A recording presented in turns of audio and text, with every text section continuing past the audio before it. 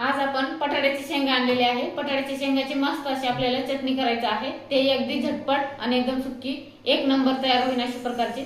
जर तुम्हाला बटाट्याची शेंगाची चटणी किंवा भाजी करता येत नसेल तुम्ही माझ्या चॅनलवर जाऊन नक्की बघू शकता। आज आपण याची चटणी कशा प्रकारे तयार करायची आहे व्हिडिओ पूर्ण शेवटपर्यंत नक्की बघा। आपण भाजी स्वच्छ धुवून घेतलेली आहे। आता आपण बारीक बारीक कट करून घेऊया।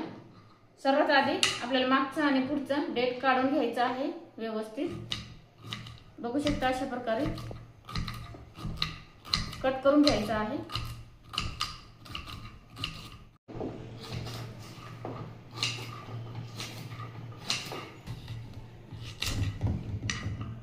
आपण शेंगा बारीक कट करून घेतलेले आहे। आता आपण भांड्यात टाकून घेऊया।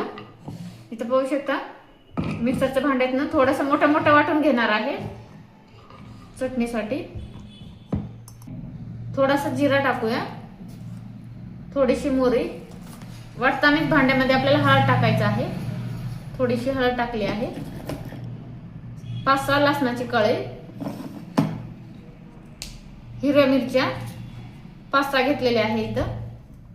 तर आपण ह्याचे डेट काढायचं आहे आणि टाकून द्यायचंय भांड्यामध्येच।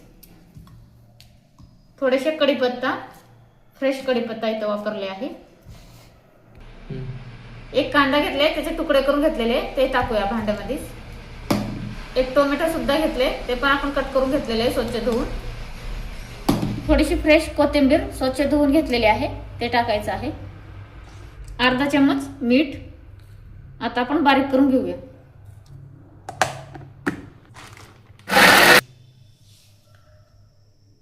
पाहू शकता अशा प्रकारे मोठा मोठा वाटून घेतलेले आहे। थोडासा ह्याच्यात पाणी लागलं आहे, 1-2 चम्मच एवढा, ते टाकून मी बारीक करून घेतलेले आहे।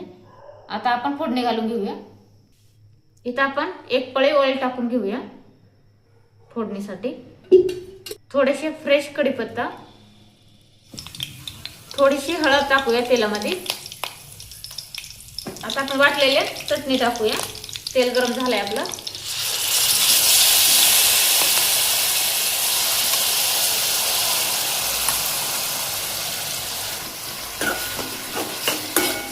छान मिक्स करून घेऊया।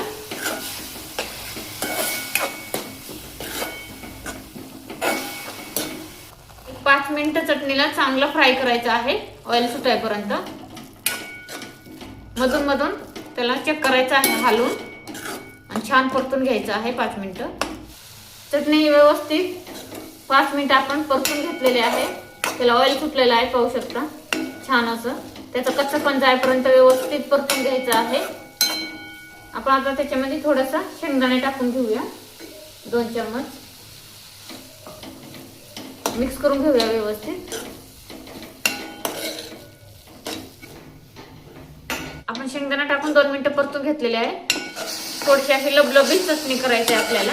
पूर्ण सुक्की सुक्की खाऊ नाही वाटत, व्यवस्थित नाही लागत। अशी लबलबीत असली की मस्त लागते चटणी एकदम बघ, भाकरीसोबत चपातीसोबत खायला। पाहू शकता आपण अर्धा ग्लास पाणी टाकलं, मस्त अशी 1 नंबर चटणी आपली रेडी झालेली आहे। लबलबीत चटणी, किती सुंदर टेक्स्चर आलेलं आहे पाहू शकता चटणीचं। अशा प्रकारे चटणी केल्यानं मस्त असं भाकरीसोबत चपातीसोबत खायला 1 नंबर तयार होते। या बटाट्याच्या शेंगाची चटणी 1 नंबर लागते, तुम्ही सुद्धा नक्की ट्राय करा। या शेंगा आयुर्वेदिक आहे, कधी मधी नक्की खायला पाहिजे, शरीरासाठी खूप चांगले आहे। पाहू शकता किती सुंदर चटणी आपली रेडी झालेली आहे। तुम्ही सुद्धा अशा प्रकारे चटणी तयार करा। कशी वाटली नक्की कमेंट करून कळवा। व्हिडिओ आवडला असेल तर लाईक, शेअर आणि फॉलो करायला विसरू नका। बाय।